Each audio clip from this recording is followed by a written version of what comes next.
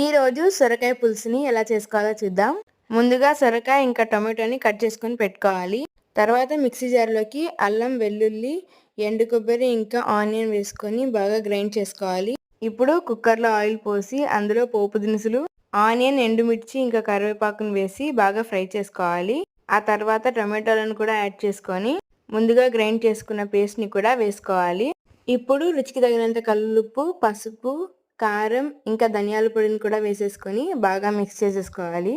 మసాలా మొత్తం బాగా వేగే వరకు మిక్స్ చేసుకోవాలి. ఇలా మొత్తం వేగాక మనం ముందుగా కట్ చేసి పెట్టుకున్న సొరకాయ ముక్కల్ని ఇందులోకి యాడ్ చేసుకొని ఒకసారి బాగా కలుపుకోవాలి.